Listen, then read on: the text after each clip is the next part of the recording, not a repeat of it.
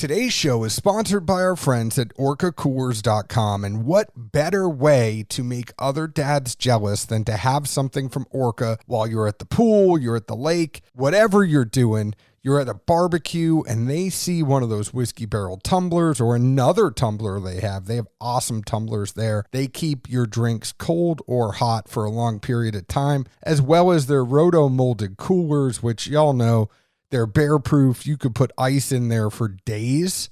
I mean days, like actual ice, not like those big blocks of fake ice. I'm talking about real ice cubes. You could put it in there 3, 4, 5 days later. You still have ice in that cooler. Go to orcacoolers.com. Use code DADSEASON. That's DADSEASON, and you will get 20% off of your order.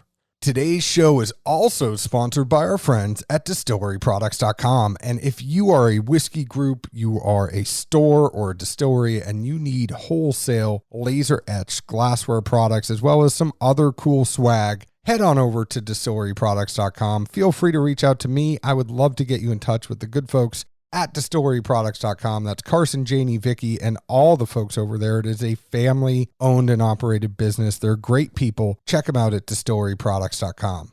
And last but not least, today's show is also sponsored by our friends at action247.com. If you want action, get in on the action with action247.com. And you got to get in now, because the NBA finals are like the last huge thing before football comes, and it's almost here. But the NBA Finals, it is the Phoenix Suns versus the Milwaukee Bucks. The Suns are up 1-0. NHL just ended.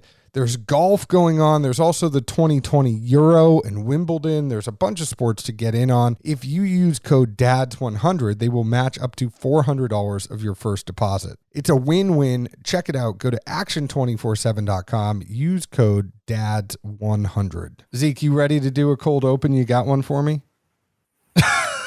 Nope, he's not ready. He's not ready because he's on mute.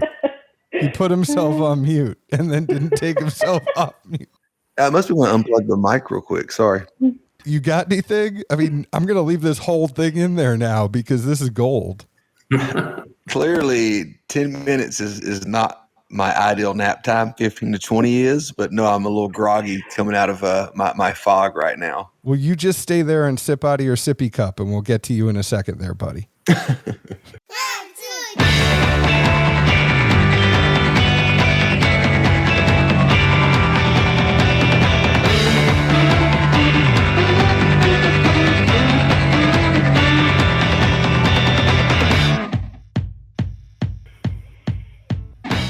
Hello, everyone. My name is John Edwards, and with me, as always, is Zeke Baker, and together we make the Dad's Drinking Bourbon. Wherever you are, whatever time it is, thank you for making us a part of your day. It is a very, very special day, Zeke.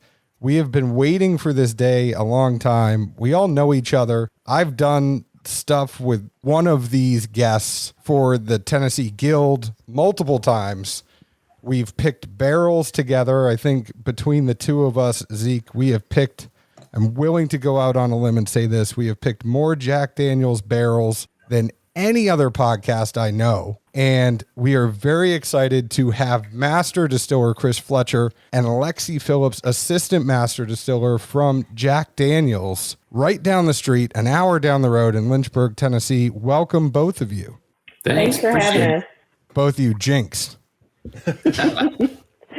And you all have been in your roles now for a little bit. The new car smell has worn off. Yeah, that's a good way to put it. I started in October 1st, so about 9 months in, and it's certainly been an interesting year to transition in a lot of levels of life. With a new baby at home and a new job, and so all these different things, and a pandemic going on as well. So it's certainly been not as I would have probably anticipated if you had asked me what that transition may look like at some point in my future, God willing.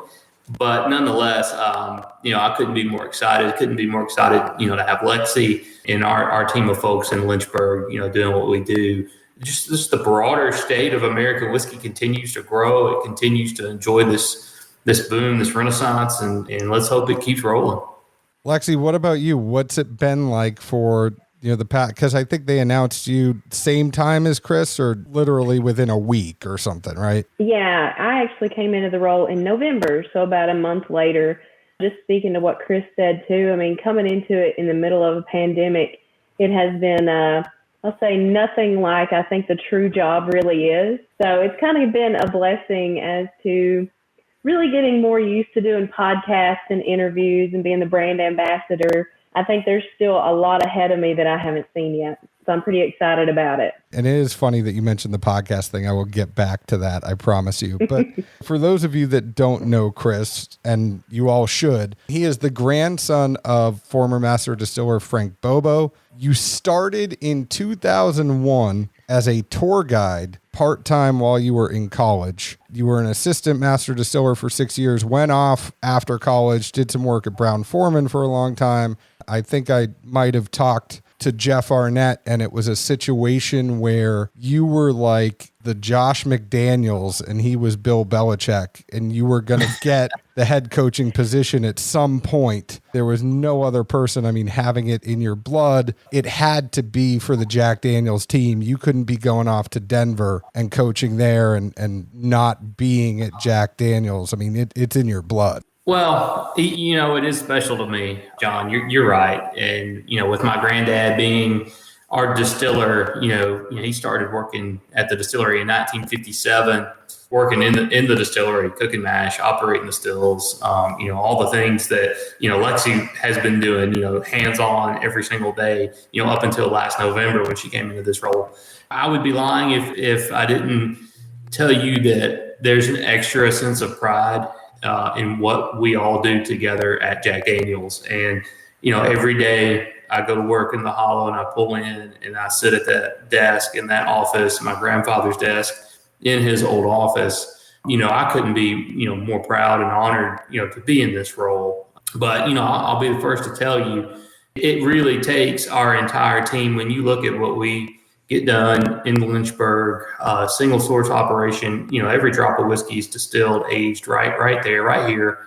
We have some of the best people beginning to end in the process. And so, some of the things that, I think you want to talk about later on, some of the products and, the Tennessee Tasters and the experimental stuff and some of the special releases, all of that stuff just speaks to the capability of our distillery and our team at the distillery, the people. That's what makes me the most excited about this role. Sure, I'm honored. It is so special to be in the same office that my granddad was in for, 30 something years. But at the end of the day, it's all about making whiskey the way we can in Lynchburg. And, that's the most important thing for me. Well, and you got to have good offensive coordinator, defensive coordinator. It's like a whole football team down there. Lexie, you went from being one of the position coaches to actually having like the whole offensive coordinator position. What's that been like, the change in actually kind of working the stills more to probably more coordinating other people that were doing stuff for you now? Yeah, it's definitely been quite the change. No more cleaning out silos or pumping up our yeast mash cooker or anything like that. But, I still miss it a lot. But believe me, I still spend my share amount of time over there. So even though it's been a change, it has been a lot, really working with the people that I've worked with the last 6-7 years. We really developed a respect for each other years ago. So it's something we're all very proud of. I think it's funny. Everybody that you talk to, and we all know Jeff very well, and he was quality control. Chris, you understand the whole logistics, supply chain. Lexie, you were quality control and distillery operations. Is that the key to progressing at Jack? At a certain point, you kind of have to know how to make it better, how to make it run efficient. I think it definitely helps to see all different aspects of the process. Several people have asked, how do you even come into this role? What schooling do you need, or how do you train to be an assistant distiller or a master distiller? I think it's more of something that's a passion for what we do. That's at least how I feel about it. I think being in quality control and seeing all the hoops that our whiskey jumps through and knowing that, it's still a process that we're carrying on for over 150 years. And all the people that work at the still house, they feel that in their veins too. I think that's just one of the most important things, is the passion of what we do. I'm going to take a little break. I don't know if you guys saw this. We recently just picked this one, and if you could see it, they stuck my face on the sticker and put it on Goose's body. It's a good look for you. Yeah, when we were at the pick, Goose was talking about how he was going to retire soon. I always love talking to Goose, but one of the things that makes Jack so special is you have the folks like Goose and Randall and all the folks that are hanging around the Squire house. And you might get a pick with Lexie, you might get a pick with Chris, you might get a pick with Goose or Randall, and Randall will sit there and tell you about the one time his first week at Jack Daniel's where he was drinking wild turkey at a bar and somebody called him on it, and he never drank anything other than Jack Daniel's ever again in his life. And we were lucky enough to do this pick, but I mean, this sticker, yes, Zeke was goofing on me when he did it, but it is a testament to all the people that are around Jack. Talk a little bit about that, Chris. You were touching on it, but it's just a different feel when you go to Lynchburg than when you go to any other distillery. It really is, Sean. And I've been lucky enough to work in many, many different distilleries, across, bourbon whiskey and really across, Canadian whiskeys and even tequilas and all kinds of different distilleries. But there's something unique about Lynchburg and about Jack Daniel's and what we do. When you think about how popular it's become, it's 170 different countries now that our products go into. We're pretty sure it's even in countries that it's not actually exported in. It's finding its way in there somehow, somewhere or the other. We won't get into that. That's a different show. But if you stop and pause for a minute, and Lexie mentioned, one of the new things for her is, doing things like this and being able to talk to you guys. But, typically non-COVID, we're able to travel a little bit and visit the world and meet people that love Jack Daniel's and love our brand. They love our whiskey and they connect to it. And they connect to it, in many different ways. But at the core, I think, of that is this authenticity of this whiskey that's made in one little tiny town in Tennessee. It's only ever been made in one little tiny town in Tennessee. And we have some of the same families working today that they can track generations before them. Even back when Jack Daniel was still alive, they had family members working at the distillery. And so, when you think about that, when you think about, a town, Lynchburg right now, 600, maybe 700 people in the city of Lynchburg, producing that product that is being enjoyed, people that love our brand all over the world, people take a lot of pride in that. And people go to work every single day carrying their family with them and carrying on that tradition of making whiskey the way we do. And that's when, as the distiller, you're really lucky, right? You can just pinch yourself because that the quality of our product is ingrained in every part of the process. And that's really, the second thing operationally that Jack Daniel's has such an advantage of. Back when American whiskey, in the 60s, 70s, 80s, really a lot of the 90s, American whiskey was not enjoying this growth that we have now. In fact, it struggled to even survive. You had, countless distilleries, really scale back and lay off employees, and a lot of them even closed. It really, bourbons and American whiskeys were not the order of the day. And for whatever reason, our brand with Jack Daniel's, not only did we sustain, we actually started to grow a little bit. We started to export, some whiskey, and we have, of course, Europe starts to boom. We have Asia start to take off as we get through the mid 80s and the 90s. And so that enabled us to then reinvest in our process and to still, have a full-time microbiologist, on staff that is growing our yeast up, every single week for our fermentations, and to only source number one quality corn, and still make all of our charcoal by hand on site. Needless to say, now we operate 2 separate cooperages that make our new oak barrels. So when you think about kind of the last 50 years, really, in a way, it's remarkable that, Jack Daniel's was able to continue to invest into the people and into the process of our distillery, because it's quite frankly the greatest advantage that we can enjoy today. And there's about 18 different follow-up questions that I could say from what you just said. And, I could go down the whole rabbit hole and just ask Lexie. Yeah. And, I don't know.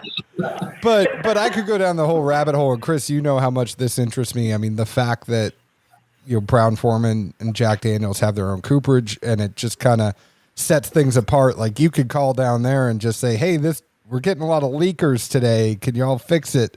I mean, there's advantages that you all have, and I'm not even going to go down that rabbit hole because it's a 2-hour show on its own. But one thing that I think of is we all know the mash bill. It's 80% corn, 12% barley, 8% rye, because it is the number one whiskey in the whole entire world. You all produce a crap ton of it. How many barrels typically go into a batch, and how do you maintain quality across all of the batches, knowing that you are doing something on that scale that not everybody else is? I think, it's something that we didn't just jump to this size overnight. This is something we slowly grew to over the course of our journey. And I think that's where our quality and our standards grew with our size. And I think that's where, how we're able to keep that consistency across our batches. Like in a batch of Old Number 7, there's around 200 barrels that are mingled together in that we're looking for a consistent color and flavor in there that really resonates with the Jack that you would pick up from across the world. Like Chris had said in this, there's a lot of people involved and everybody's got their job in it.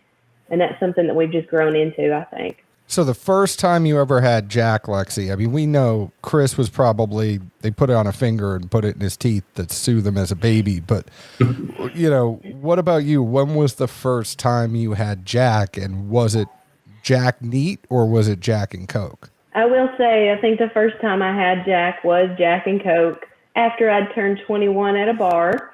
I think I did not really know the whiskey appreciation at the time, so it was Jack and Coke. But then my mom, she always drank whiskey and water. I quickly transitioned to whiskey and water, Jack and water.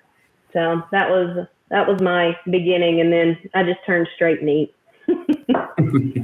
I will tell you, and I normally tend to not tell stories about myself because it is about all of you. I used to drink a lot of Jack and ginger, and then I had regular Jack neat. I forget, it was like a year ago, and it was so sweet. I was like, is this a finished whiskey? Like, is there, and it's just, I hadn't had it neat. Once the barrel proof came out, I'm drinking barrel proof neat. I'm drinking Gentleman Jack neat. It's not often that I go to Old Number 7 and actually have that in a glass. And I was like, man, what is this? This is, and someone's like, oh, that's Jack. I'm like, really? Yeah, John, we do, typically we do tastings. I've done countless tastings, and that comment that you had, most people, when they have Old Number 7, it's with a Coke, or maybe they take a shot at a bar, or whatever the case may be. And hardly ever does somebody pour Old Number 7 neat in a glass and really sit down and slow down and think about it and really get the aromas. And it's such a fruity, sweet whiskey. The fruit, the vanilla, the caramel, it's all there. Sometimes for whatever reason, it's easy to forget this is the number one whiskey in the world. And people have been drawn to this all over the world with every single different flavor palette. Somebody that lives in India or Africa or Tennessee, if they're going to mix a old-fashioned cocktail with Jack Daniels, we can all agree that those 3 old fashions are probably not going to taste the same, but the whiskey that went in it is going to taste almost exactly the same.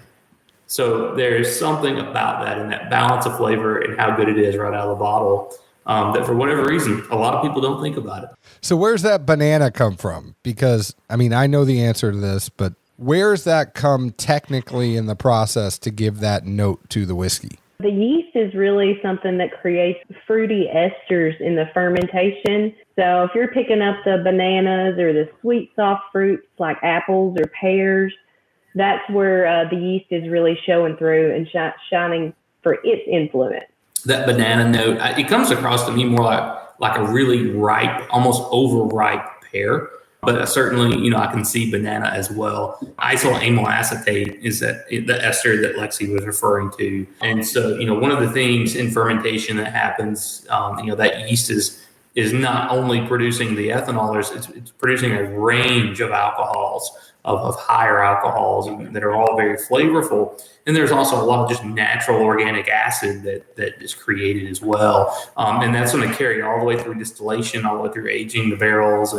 And so when you have, acid and alcohol together at different ratios and different mixtures, you're going to create naturally these esters. So yes, to echo the absolutely correct answer that Lexie said, the yeast is laying that down. It's kind of laying that blueprint down of flavor that's just going to be built upon during the whole process. Chris can say it in just such a much more eloquent way. Well, Zeke was very excited. He learned what fusel oils were the other day, and he felt like he was growing up a little bit.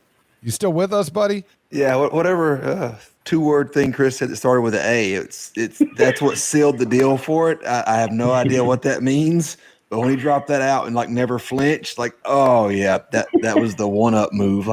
You just subtly put it out there.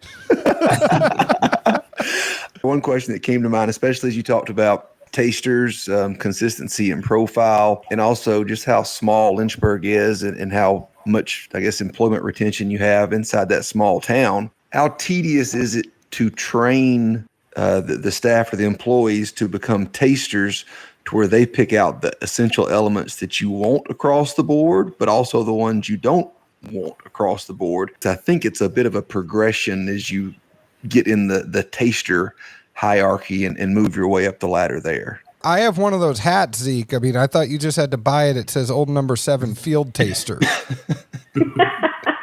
Field taster or field tester? I don't know. I thought it said field. Is it field test? I don't know. I know I got one last time I was there. To be honest, I'm not sure either, but I do know that's the number 1 selling hat at the gift shop. But yeah, I'll speak a little bit to the quality panels. It sounds a little bit, of an excuse, but it's really experience and practice.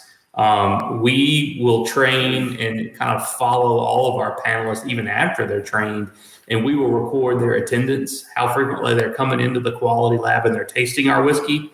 So we're tasting the new make whiskey right off of the still. We're tasting it as it's going through the charcoal mellowing process, and then we're tasting it a third time right before we enter it into that barrel, right? So 3 points before it even hits a barrel. And then we have our mature whiskey panel on the other end of things, which is, prior to bottling. So typically, we're going to look at that around 6 months, more or less, up until when we think the whiskey may or may not be ready to bottle.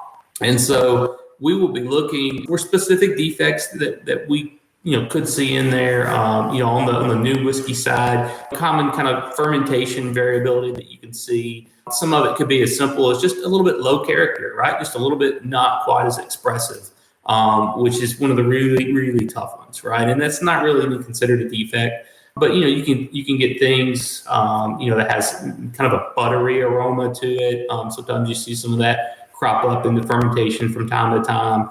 You can get kind of some grassy notes and things, and that that can even follow through even into the aged whiskey as well. But those are all things we actually put these, we call them hidden marker samples that we will hide within the set. And so when the panelist comes in to taste, it's not, I think most people think you just kind of walk into a barrel house and just crack open a barrel and take a shot. It's not the way it works. They go in, they have, the snifter glasses lined up. They're all just labeled generically. Nobody knows what it is, where it's from. And one of those could very well be a marker sample that has a defect that we have put in it intentionally. And we expect that panelist to flag that sample. What we see, kind of over time, over months, right, is the people that come and taste the most frequent are typically the ones that become the most accurate because they are developing that sensory memory and they're starting to recall those notes. It's just, practice makes perfect, so to speak.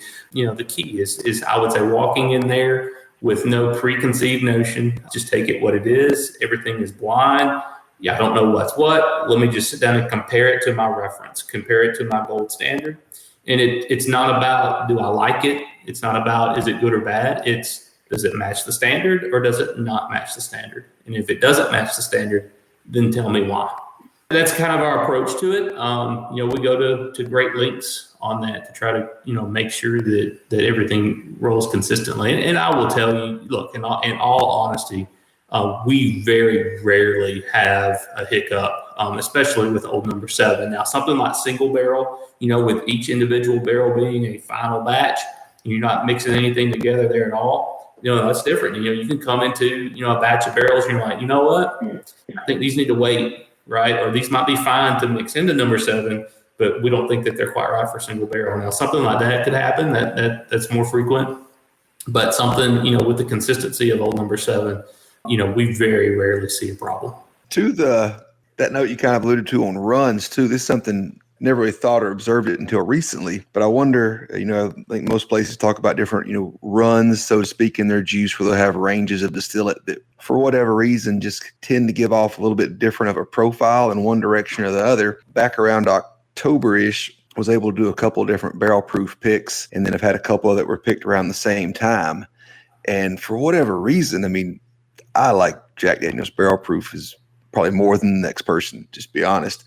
But these were some of the sweetest, for 130 proof, easiest drinking things I've seen. And I've wondered, building up to this, like, all right, is this some kind of just complete nuance, or was there a run, so to speak, of barrels for whatever reason, either the way the juice came off the line or the way the wood was, to where they were just exceptionally, just really damn good?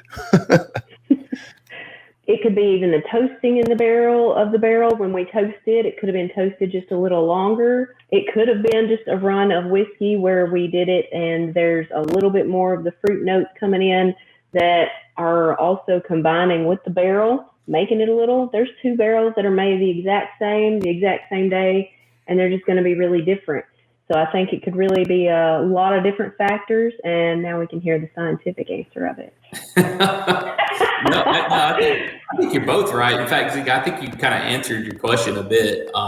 There's this time range where you found multiple barrels that have really spoken to you.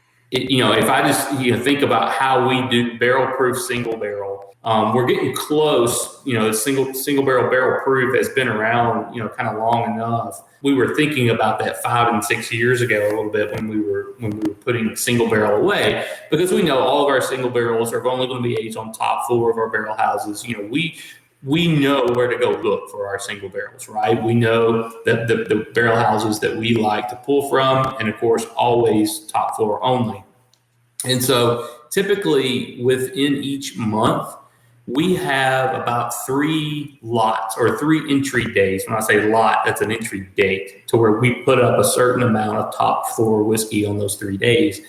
A lot of times in the scheme of things, only one of those will end up as, the one that was used for the barrel proof.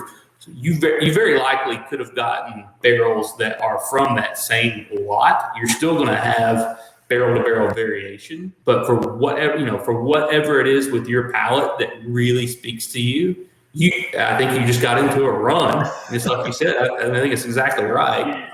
I think you just probably hit some stuff that, Lexie and I are fortunate enough, we can go taste barrels and go to a barrel house, tomorrow if we want to. And sometimes when we do that, we get onto something and it's like, wow, that just lights me up. That is just sweet.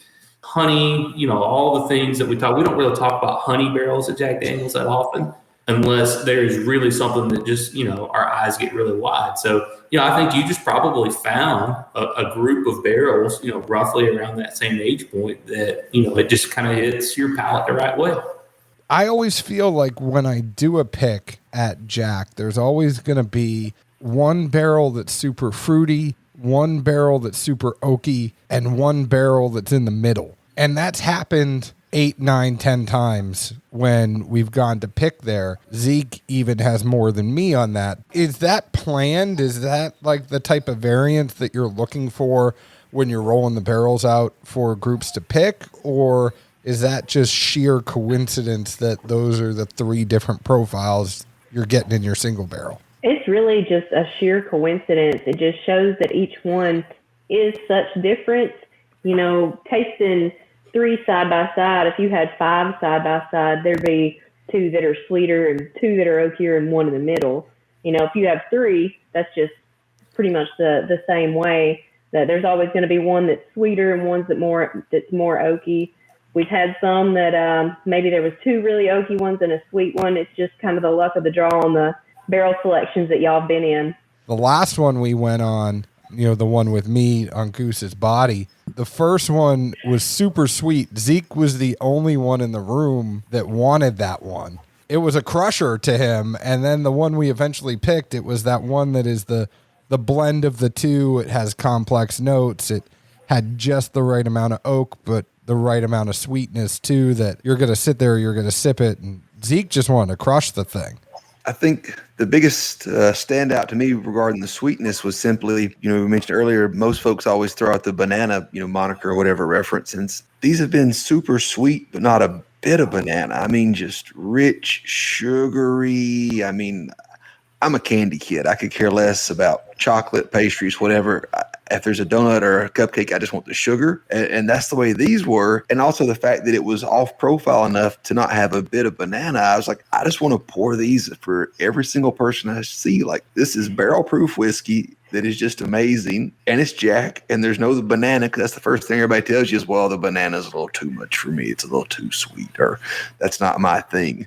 That was where the inspiration came from. It was just like, wow, like this is just, amazing for a 6-year barrel proof product, in my opinion. To be honest, that's the fun part, right? That's why we do it. That's why we have barrel picks and barrel programs. And that's why we love to have you guys come down and other folks come down and pick barrels, because our distillery is quite frankly, it's the most capable. We have the most, power and control over our process of any. And we can create some really amazing and different flavors. And we've barely even scratched the surface of where we're going. And so, to say that, oh, well, it's just this note or that note, as you guys know, you guys have done this enough and have tasted enough barrels to know that. But it is so much fun when people come down with these preconceived notions and to just see that look on their face when they dig into that first sample. This isn't because they're on and we're not kissing their butts because they're sitting with us. I mean, the Jack Daniel's barrel pick is by far one of my favorite experiences in all of whiskey. And I've been lucky enough to, pick with Jeff, with Chris, with Randall, with Goose, and no matter who it is, from the master distiller to, the brand ambassador in the Squire House, they make you their utmost priority, and they're going to sit there and they're going to talk to you about the brand and any questions you have about Jack before, when you're lucky enough to pick with someone like Chris and he's sitting there and you think about what Chris has going on in his day and how many people are trying to reach out to him while he's sitting there telling you the same thing that he tells every group about, well, this is how we make Jack Daniels. This is my story. But every single time you go, they make you feel like you are the most important person in the room. They give you attention, and it's just a testament to the hospitality of Lynchburg. The Jack Barrel program really is just, and then going to Miss Mary Bobo's after and getting some food. You can't beat it. The whole day. I'm really just there for the fried chicken. But yeah, the truth's coming out now. Big boy got nothing to do with me. That sweet tea and some fried chicken, I'll go there any day and pick a Jack. Bad talk anything off. I love how you go down there and you go to Miss Mary Bobo's and they're like, "Has Goose been in yet?" No, he didn't come pick up his fried chicken yet. Yeah, there's lots of stories about Goose down there. And next time you go, you need to go back to the kitchen and ask them for some stories on Goose. You'll get some good ones. Zeke, we got to get one in now. I'm always ready. And actually, I think my last, at least somewhat technical question before we can, ramble other stuff. Not to create like an in-house competition kind of thing, but we've had Jack Daniel's barrel proof at 5 years or so, and we've had Old Forester barrel proof at 5 years or so. One seems to go down a fair amount smoother, and I will tip my hat to say I'm asking you guys why you seem to win that competition, maybe. Or maybe not a competition, but why does the Jack go down smoother? Lexie, you want to take that? Look at him punted to Lexie on this. I will say we are, with being the Tennessee whiskey with our charcoal mellowing process, I think that really definitely adds a smoothness to it. I definitely say being the Tennessee whiskey makes it a little bit smoother, but I mean, to each their own. I think certainly charcoal mellowing is a piece of it, no doubt. It's just kind of inherently what Jack Daniel's should be and what it is. I think the thing about the brand Jack Daniel's is a lot of people just see that black label and square bottle, and they have this image of rock and roll or Western, like cowboys or whatever that kind of image is that kind of bleeds over, and it affects their impression of the liquid before they've tried it. And so I think at its core, Jack Daniel's should always be approachable, even at barrel strength. Now, of course, if you've got 130 proof whiskey in front of you or 80 proof whiskey in front of you, right? I mean, I'm not saying that's apples to apples. Don't get me wrong. I'm not making more out of this than what it is. I think it just speaks to the spirit, the whiskey that we make and that we distill. And I mean, it's just smooth inherently, and charcoal mellowing has a lot to do with it. But so does our yeast, so does our barrel. And I would tell you, our barrel houses, we're not cycling, right? We're allowing them to heat and cool naturally with the seasons. They're all metal clad. They're not masonry. They're not concrete. I mean, it's a lot of different things. When you start diving into that process a little deeper, that's going to affect how the whiskey comes across. Now, Old Forester, I love Old Forester. Old Forester has been one of my favorite whiskeys since way back for 20 years. So it is a phenomenal bourbon, and love what they do. And how that comes across to one person's palate, it's certainly subjective. At the end of the day, all Jack Daniel's should have that approachable smoothness. I didn't want to throw a dig at the other side of the family, but there's always sibling rivalry, right? Yeah, I mean, I lived in Kentucky for 12 years, met my wife there. My wife's from Louisville, Kentucky, home of Old Forester bourbon. I've got so many great friends there, and of course, Chris Morris and Jackie and everything that they do with Old Forester. Truly, I love it. I'm a huge fan of their bourbon. There was no good way for them to answer that, but Chris tried for 2 minutes. I thought he did really good. He did very, very well, but I'm saying, the fact that you put them in that position, shame on you. Hey, there were some subtle hints in there. You just had to catch them. I caught them. I mean, I caught them. Don't get me wrong. I mean, they were basically saying that they know how to make a more approachable whiskey than the other brands in the Brown-Forman family. They just couldn't come out and say that. Wait a minute. I don't know about that. And like I said, for the record, we do love them both. But, if we had to be stuck with one out of the two, which way we would fall? I think palates change depending on the season. They change depending on the day. So one day you might go for the Old Foe. One day you might go for the Jack. And it begs a question that I have for both of you. What do you look for? I mean, I know, yes, Jack Daniel's, you can say that. But now that Jack is expanding their portfolio and getting maybe some more of that 1%. And I say the 1% because that's what people that listen to whiskey podcasts are. It is the 1% of the drinking community. We do not keep the lights on at the liquor store as much as we want to think we do. Jack Daniel's Old Number 7 keeps the lights on at the liquor store along with vodka and tequila. But what do you look for? You could have anything in your glass, and you don't have to do brands like taste, mouthfeel. What is it that draws you to whiskey? And we'll start with Lexie. Yeah, I do like single barrels that are a little sweeter, but still has some oak, more of the balanced character that definitely has a creamy mouthfeel and at least a mid-length finish. The longer, the better, but I don't go straight oak. I do like a combination of the two. Chris has been up in Kentucky. He already told everybody he cheated on Jack for a while. So what is it that you're looking for when you pour something? My grandfather used to say, I never will forget, I was talking to him about ordering a cocktail somewhere. I don't know where I was, what city, and we were out with people, and it was a great cocktail bar. And this drink had like, I don't know how many different ingredients. It took him about 12 minutes to make it, and different types of ice and smoke and flames and flowers and fruit, and I don't even know what all it was. But I was telling my granddad about that, thinking he would get a kick out of it. And he looked at me real funny, and with not a smile on his face, he said, well, I don't want to have to teach my whiskey to be good. And I thought, well, that's pretty simple, isn't it? And so I've kind of adopted that in a lot of ways. And I think the simplest way to say that, well, I think it's balanced, right? I think it's balanced right out of the bottle. It's even as a distiller, as a whiskey maker, look, it's easy to make a whiskey taste like one or two things, guys. That's simple. If you want the barrel to just overpower everything, keep it in the hottest spot of your warehouse and keep it in there for years. And eventually that barrel is going to break everything that the distiller actually made. It's going to. Now, it might be, 10 years. It might be 20 years. I have no idea. It just depends on the spirit. Depends on the barrel, right? But to me, it needs to be balanced. And it doesn't matter to me if it is a Scotch whiskey, from Islay, or if it is, a Kentucky bourbon or a Tennessee whiskey or whatever.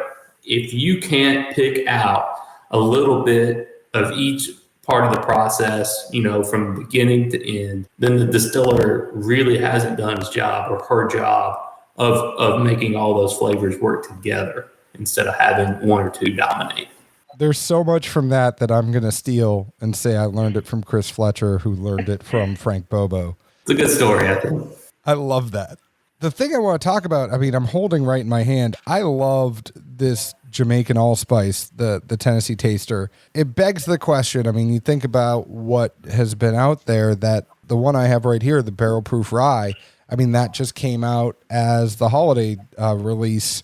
There's not much that has been able to happen for so long at Jack, because it has been pushing out number 7, and then Gentleman Jack was like, oh wow, we actually have a new offering. And then there's all the other ones, there's the apple, there's the honey. But how much does this mean for you two to actually be able to get in and explore and experiment and try new stuff? And what's been the greatest things that you all have enjoyed throughout that process of the tasters and trying new stuff? I think what an awesome time to be making whiskey. Bottom line, it couldn't be more fun. I mentioned my granddad started in 1957. Jack Daniel's was already on allocation. Old Number 7 was allocated to every state in the country at that time and stayed on allocation until 1980. So almost his whole career, it was impossible to do anything more. There was no capacity. There was no room. Literally, he was on call 24/7. He would get up at 4:30 in the morning on Christmas Day, go start the still, come home and open Christmas presents with my mom and her sister for Santa Claus on Christmas Day, and then go back to the still and finish the day. Of course, thankfully, for a lot of reasons, it's not quite that way now. But through the continued investment, into our production and our process, we are able to now do these things at Tennessee Tasters and push the boundaries. And, with Tennessee Tasters, with what we've done with these single barrel special releases, the Barrel Proof Rye, which was just dynamite.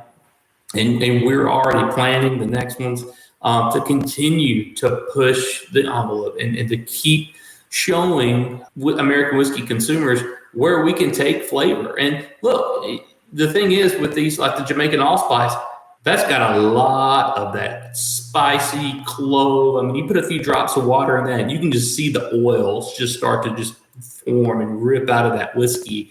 That's not going to be everybody's cup of tea. We know that. But we are going to continue to push Jack Daniel's forward and do these really, hopefully, interesting things and show what we can do as a whole distillery, and hopefully people enjoy.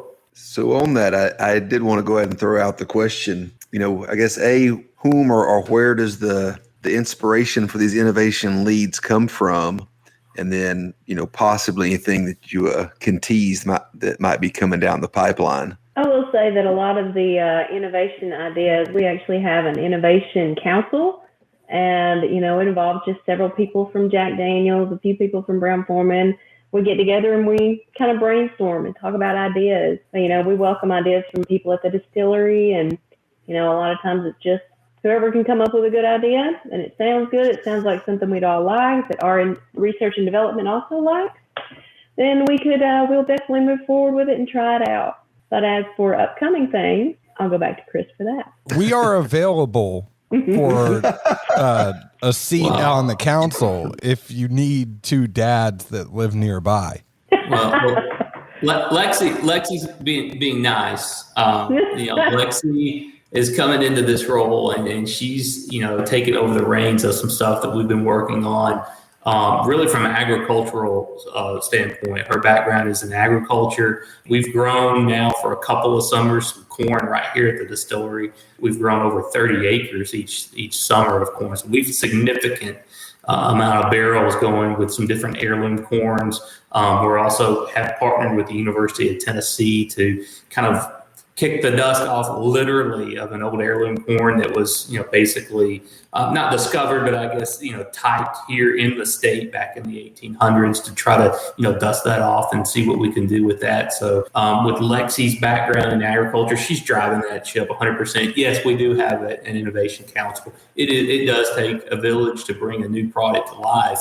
But when it comes to the actual making whiskeys and new making whiskeys, Lexie and I are going to be driving that boat 100%. We are at the wheel, but we do have lots of help for sure. And grain to glass is very important to both of you. I mean, that's what you were alluding to, but yeah, absolutely. Again, it just gets back to our capability here in Lynchburg. We from start to finish, once we unload a truck of corn or malt or rye, we are controlling it. Our own employees are controlling that. I mean, we've done, work, with, log sourcing and our log buyers that are out there every day, grading white oak logs, grading the daggum trees. Is this going to be approved for a Jack Daniel's barrel or not? Our guys out there doing that every day, making sure that we're getting the best wood that we can get. It just all adds up, right? We're operating 4 of those stave mills where we're processing those logs in the staves. They're going to air dry, 6 to 10 months out in the open before they'll go into our 2 cooperages where we're making our barrels, every single day. So, all of that gives us the tools and the capability to look at our entire process, from growing heirloom corn to, sourcing new and interesting types of wood. I mean, the Jamaica allspice, we came across that with our R&D team who actually found that. And we were looking at multiple different woods, to do, barrel inserts with. And we came across that allspice and, found out that number one, it's called pimento wood. And I said, well, we can't call it pimento because everybody will think we put cheese in the whiskey in Tennessee. Yeah. So we can't do that. So we switched to allspice. Thank goodness it's also referred to as allspice. But that's the wood that they use to like smoke the jerk chicken in the Caribbean. And so it does have that sweet, smoky, spicy flavor that just, especially with a little drop of water, just starts to rip out of that whiskey. And so, grain to glass, we are pushing each individual thing in different ways. And in the next, year to 2 to 3 years, you're going to continue to see more new and interesting things from Jack Daniel's.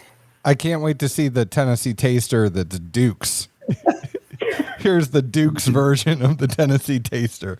As we're going through here and you're thinking about R&D and you all have holiday releases and more LTOs that are coming out, if I could plead to the wise counsel, can we please get 27 maybe at a higher proof?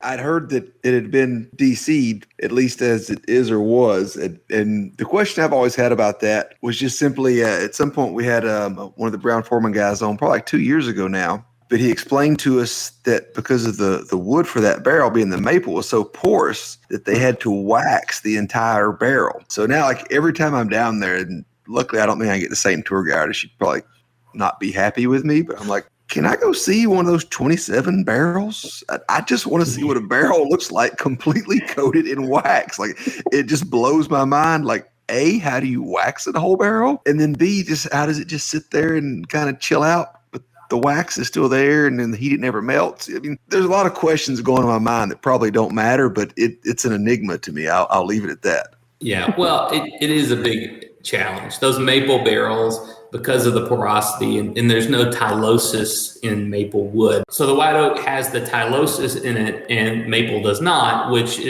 makes it effectively impossible for it to hold liquid long term, regardless of what you do with it. Obviously, then the long term maple barrel is just not very practical. When we first launched with 27 Gold, it was kind of small niche offering, kind of focused in the Asia market and travel retail. And then so as we've kind of grown it and brought it bigger, people love it. We probably have work to do, as distillers and how to best optimize that, moving forward. Because, it does, the maple wood does bring that rich, almost buttery, creamy mouthfeel to what is a pretty light whiskey. It's an 80 proofer, yet it just has that viscosity and that weight to it. And so there could be something down the road, but I can promise you there's no immediate decisions right now on that one way or the other. I mean, knowing what I know and having talked to Chris as much as I have, there are so many experiments that are going on daily at Jack that people don't even realize. And I'm not even going to make him list them all because it would get everybody excited over things that may or may not happen. So, do you think it would ever be something though, where you, like the Jamaican allspice, you would play around with some staves in there rather than actually filling up the whole maple barrel and see if that gets somewhat of a similar profile? Yeah, that would be the challenge, right? I mean, that would be the homework that we would have to do to make sure that we could get the flavor that we know everyone would expect, because now the expectation is there, right? And so, if we couldn't hit that, or who's to say we couldn't improve upon it, I don't know. But, certainly the bar has been set for that, and the effect of maple wood, on the flavor of our spirit, of our whiskey.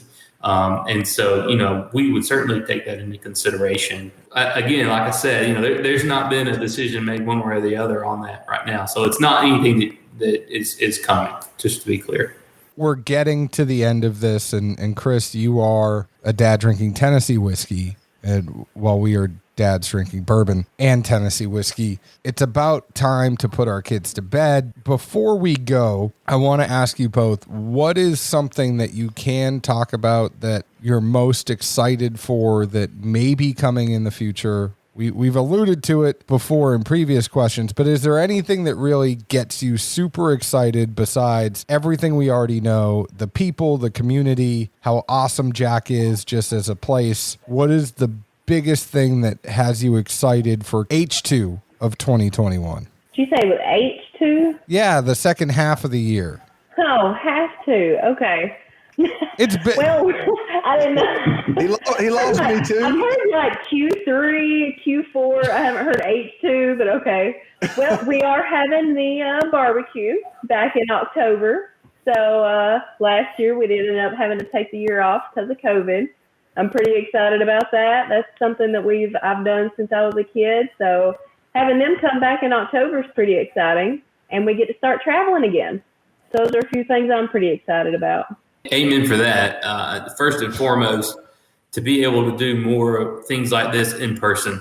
I've been lucky enough the last 7 years to be able to travel a little bit. And, I've got friends all over the world now because of, this hometown product right here, and the people that just love it. And, it's a really, really powerful thing when you don't get to experience that for over a year. You really miss it, and you miss those connections over a glass of whiskey. Not that I don't love talking to you guys like this. It's great. I do love it.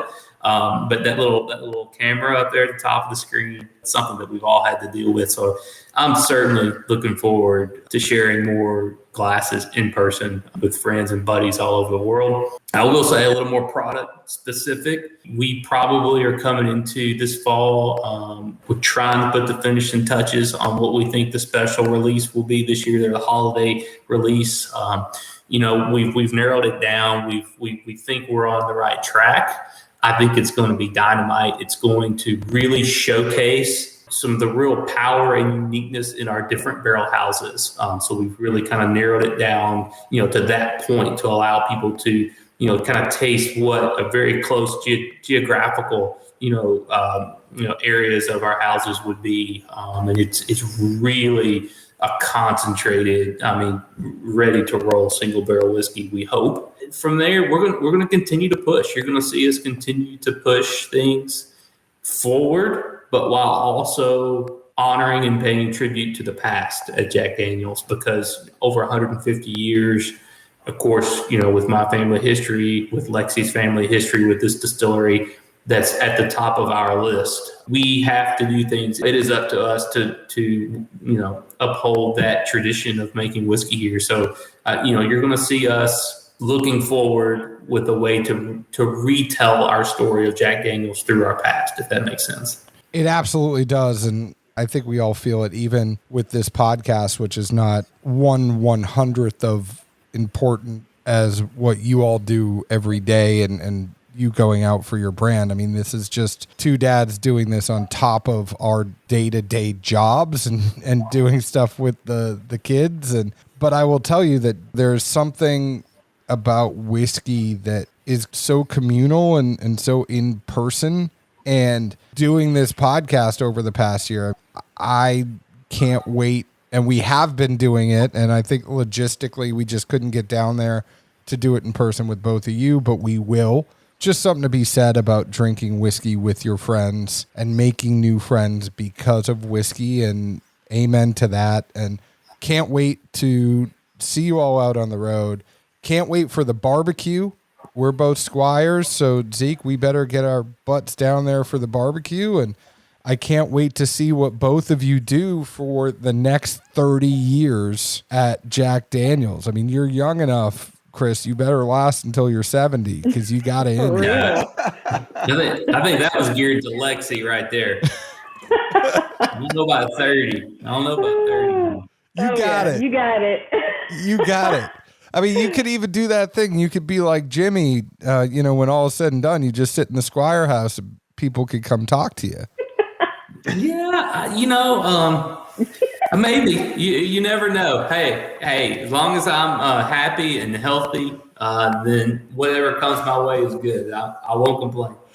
Well, we thank you both so much for coming on. Go find Jack Daniel's. If you can't find Jack Daniel's on the internet, in a store, I don't know what's wrong with you. They're everywhere.